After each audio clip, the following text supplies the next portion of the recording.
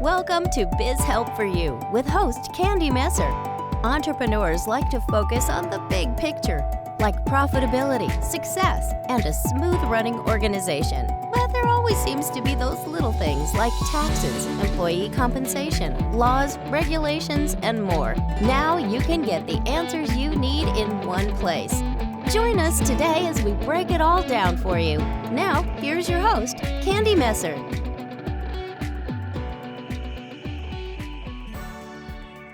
Hello and welcome to Biz Help for You with Candy Messer. Thank you for joining us today. I hope you enjoyed the topic of our last episode, distinguishing between healthy and unhealthy behaviors in a work environment.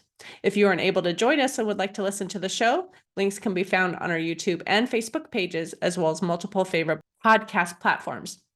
If you'd like to receive notifications on when our podcasts have been uploaded, please like and subscribe. Now, let's learn a little bit about our guest today. Matthew Neal Davis is an attorney and entrepreneur that led his solely owned firm, Davis Business Law, through over 1,000% growth over 6 years, making it one of the rare law firms ever to make the Inc. 5000 list. The firm currently has 7 offices from Dallas to Kansas City. Martindale-Hubbell recognized Davis with its prestigious AV rating as one of the preeminent attorneys in America for demonstrating the highest levels of skill and integrity. With over 25 years of experience helping business leaders with their legal and entrepreneurial matters, Davis now teaches them how to deal with their vulnerabilities so they can capitalize on their opportunities through his firm's proprietary Strong Protected Business System. He's presented his programs to prestigious business groups such as the Inc. 5000 Masters Class and the Young Presidents Organization Global Forum. He also regularly appears on podcasts and in the media. Inc. magazine published his first book, The Art of Preventing Stupid, in 2019, and the follow-up, The Strong Protected Business, is slated for publication in 2023. He also shares his extensive knowledge as host through his podcasts, The Strong Protected Business and The Art of Preventing Stupid. Davis is a graduate of Cornell College, the University of Oklahoma, and Cornell University Davis, has extensive litigation and business representation experience. He has served as lead or co-counsel in litigation cases with recoveries in excess of $50 million. He also served as general counsel for Galvanic Energy, a lithium production company that recently sold for $150 million. He is a member of the Texas, Oklahoma, Kansas, Missouri, Arkansas, and Colorado Bar Associations. Matthew and his wife, Allison, have 5 children, 3 biological, 1 adopted from Russia, and the youngest adopted from Ethiopia. When not working at one of the firm's offices, they live in their home, Enid, Oklahoma, because Davis says, "I love my 3-minute commute." He's also an accomplished guitarist, currently leading the heavy metal band Geriatric Steel, performing original hard rock songs for middle age and beyond with the titles like Get Off My Lawn and Teenage Daughter. So, Matt, welcome to the show. Hi, thanks. I am happy to be here and kind of embarrassed to hear that long. Didn't realize we'd sent that one out, and I have not quite got my Colorado bar yet. I don't know how that slipped in there. So, well, it's close. Hopefully, I've applied. Yeah, it's coming, and yeah, so it's on the way. I've just got to go through the process. So sounds good. Well, I would love for you to tell us just a little bit more about how did you even get into practicing law, and then I'll get into some questions I have prepared for you. I got into it in a way sort of by accident. I grew up in a professional family. My dad did land title. My mother was a doctor, and I was a good college student. And my dad gave me, just kind of a easy choice. I'd gotten out of school. I thought maybe I wanted to be a history professor, and he said, "Well, let's just make this real clear. I'll pay for you to go to Oklahoma Law School, OU, or you're off the family hit," as he said, which is kind of, coarse, but that's what he said. And I was 22, 21, and I said, okay, I guess I'll go to law school. And I ultimately thought I was going to be a Washington lawyer and ended up there, worked there for a couple of years. And then one day I was having lunch with a cousin of mine, 10 years older than me, same career path. And I got done with lunch. I was standing amid the big buildings in downtown DC, and I just said, "This isn't what I want to do." and I moved back to our hometown, which is a overgrown prairie town of about 50,000 people, and just got to work and figured out how to make a life and make a living, and had a bunch of kids, and here we are. Nice. Well, I always like to hear a little bit of the background of how someone got into what they're doing. It just shows like the experience and expertise, that our listeners can understand. Yes, you know what you're talking about. So I'm not sure any of that backs up that I know what I'm talking about, but I did learn a few things on the cold, tough streets of Enid about how to run a business, because I had to. Right. Well, the topic today we're going to talk about is really protecting your business as an entrepreneur. So, what someone really can do to protect their business?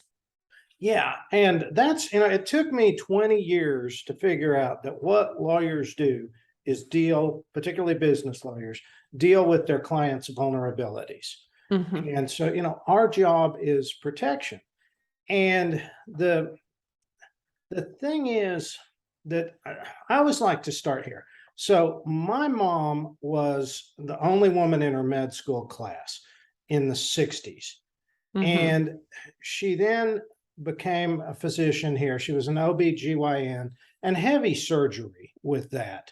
More surgery than a lot of gynecologists would be. She eventually quit OB because dad told her to quit that or find a new husband. Because those babies are kind of inconsiderate. They just come whenever they They'll want show to up in the come. middle of the night. Yeah, and as one of my best friends likes to say, and I came out feet first. And so, so, but mom was one of the pioneers of breast cancer screening. And, so I ended up coming back here, and I can't tell you how many women or their husbands or their children have come up to me and said, "Hey, your mom saved my wife's life." And, that's pretty powerful. It's kind of heavy responsibility on your shoulders from my perspective, because, um, I'm a professional too, and my job is to protect my clients' interests, just like my mom's was to protect their health. And in the law business, we're not taught to help clients deal with their problems proactively. I'm not saying all lawyers don't do that.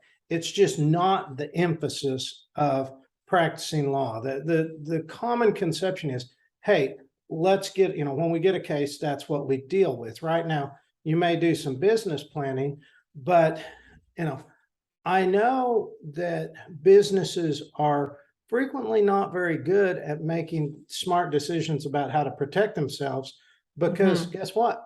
We deal with it all the time. Right. And so, coming at the whole thing maybe ethically differently, what I developed and what I thought about is, let's reverse engineer the problems that businesses get into. And let's look at the cases that we get, and then let's figure out why, and let's go develop so for instance, we have a questionnaire that's our online assessment that anybody can log on our website, which is Davis Business Law, look at, can take, and it'll generate a nice report saying this is what you ought to do. Because there's a variety of things that businesses ought to do that they just don't do, and these are the things that get them in trouble. So that's one aspect that we bring to the table. Another thing, you want to go? I was just going to say, like, specifically though, like, what are some of the things that they should be concerned about, like in terms of the actual vulnerabilities in their businesses? Just thinking, right, the pinnacle is, of course, get yourself limited liability, right? I mean, that's 101. I can't tell you how many times we deal with businesses that are basically partnerships masquerading as LLCs, which is very common these days. And it's actually a smart way to do business. But they then don't have an operating agreement. Okay. I mean, we're dealing with a case up in Kansas right now where mother and daughter are in a business together, don't have an operating agreement, and they're scrapping it out. I mean, you think that's going to make for a happy Thanksgiving? Right. And, it's stuff like that. By the way, one other thing we do, and this is a little bit deeper than the report will show, but we talk, whenever anybody calls me, we talk through it. It's like succession planning. When do you want to do it? Because, and what I mean by that is we have an internal document too that grades out when you really want to do these things. And what I mean by that is, so if you just have a startup business, you don't really have anything to protect. There's nothing there yet.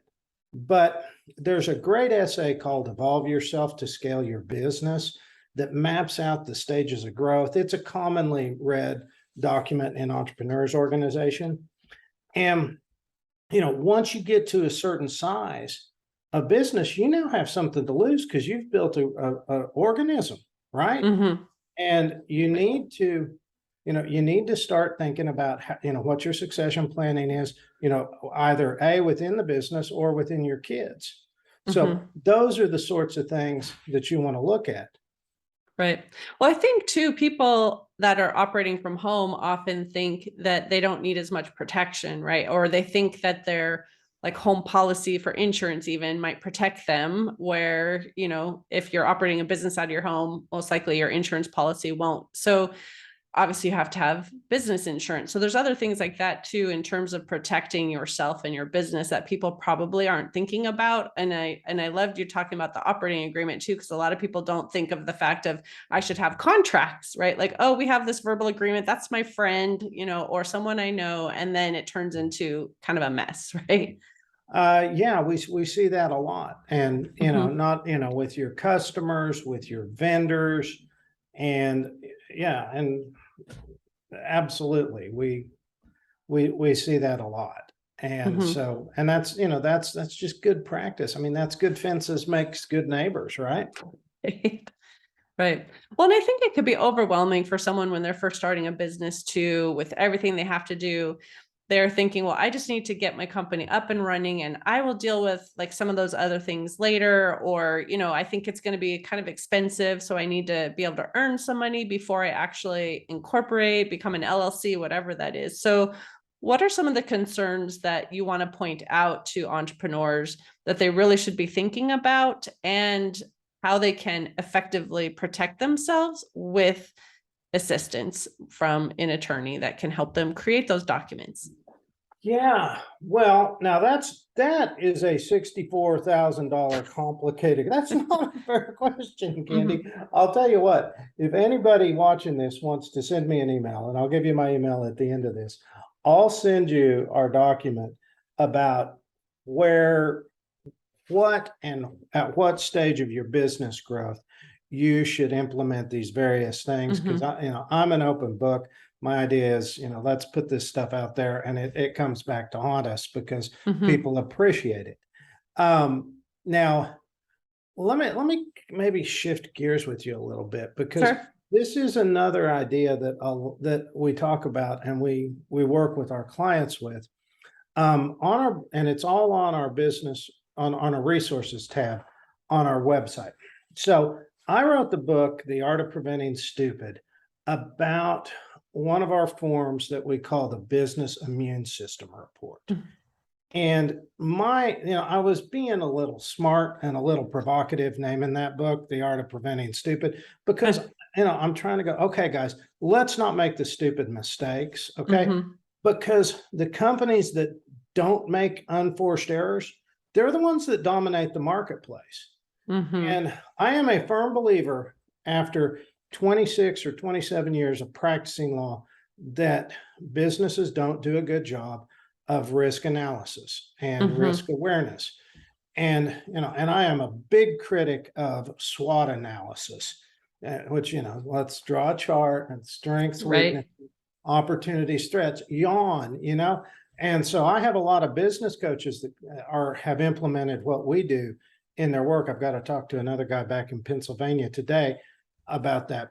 But basically, we focus on the threats.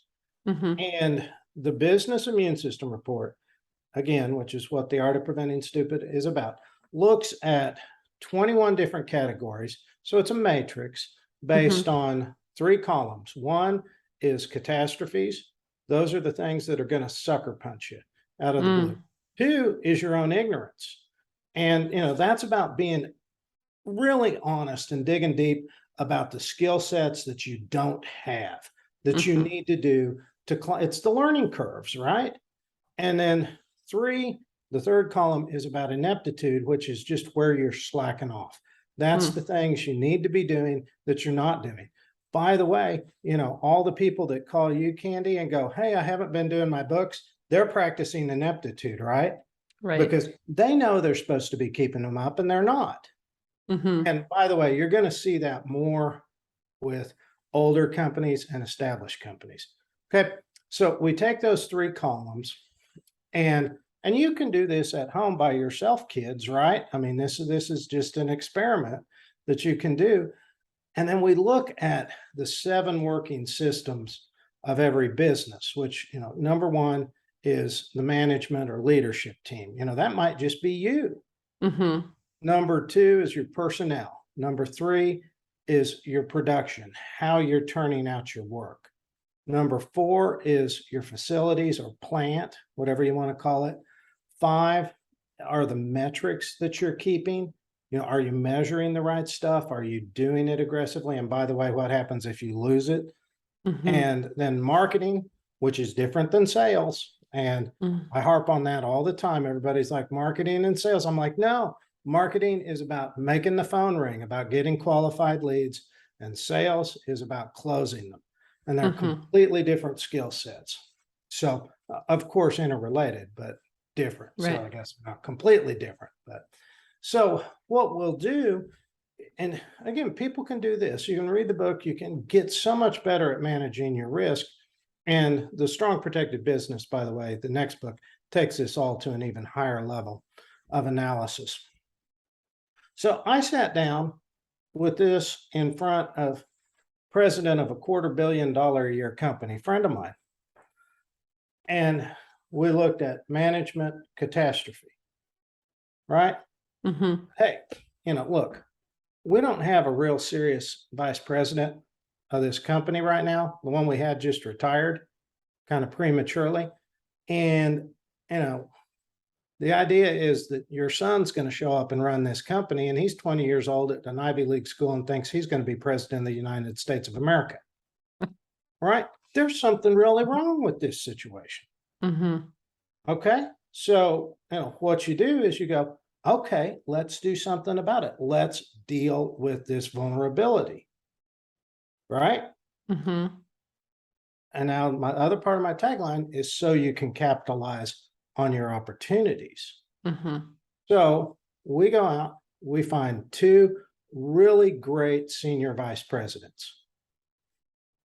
And what happens? Well, all of a sudden, the president's brain space is freed up. He goes out and acquires one of their main competitors and expands the reach of the company to about 6 or 8 more states. They were just hauling my gasoline in Charlotte the other day. Right. And I called him and I'm like, hey, look at this. And he's like, oh, yeah, that's beautiful. And so, that's an example of, a do it yourself at home. And of course, we do it with our clients of let's break apart the business. Let's take a really structured, insightful, and efficient look at the risks of the business so we can do something about it. And, let's just pose this versus a threat. What are the threats of my business? That's not an insightful question. What are we ignorant about with marketing? That's an insightful question. Right. So if someone is sitting down and they're going to look at all of these categories and they realize there's vulnerabilities in quite a few areas, and obviously they all have to be looked at some point, but how do they prioritize what to do first and what maybe can wait a little longer until, they've accomplished taking care of some of the first more important problems? Candy, I was sitting in a cabin up above Boulder up above Nederland yet, up in the mountains in Colorado, writing the Strong Protected Business. And I asked myself exactly that same question because I realized I really hadn't flushed that out yet. Now, here's how you do it. And this chart is again in our resources tab, and I describe it more in the next book. What we did, are you familiar with the Eisenhower matrix? I don't know. I mean, Okay. I think I've heard of it, but I don't recall like off the top of my head what Yeah. that was. It's one of those things that people go, okay, yeah, I think I've heard of it, but and I think Stephen Covey wrote about it a little bit, but Eisenhower, of course, the president, but before that, the general, he had a little chart he would use, and he would say, okay, just a four-part chart, what's serious and what's not serious. And maybe those are the words he used, but that's basically the concept. And Mhm. what's urgent and not urgent. Okay, I am familiar with that. I just didn't remember that's what it was called. And so now, and then you know, of course, if it's not serious and not urgent, maybe you just don't deal with it or you delegate. Mhm. But we kind of built that out a little bit. And the thing we focused on is, of course, seriousness. You know, how serious of a threat is this to the business? And we did just three: serious, moderate, and not Mhm. serious or unserious, whatever word we used. And then instead of looking at urgency, what we looked at was likelihood, because, you know, vulnerabilities are always an eventuality. Mhm. And, you know, it's a question of just how likely it is. And of course, that's completely qualitative Mhm. analysis. I mean, you just sometimes it's just a, you know, a wag. But you know, over time you get a sense of, you know, of what the likelihood is. And, you know, seriousness is, you know, matters. I mean, you know, everybody, we live in Tornado Alley, right? Well, Mhm. that's one serious problem, but the other thing we deal with all the time, just because of where we live, is ice storms. Okay. Mhm.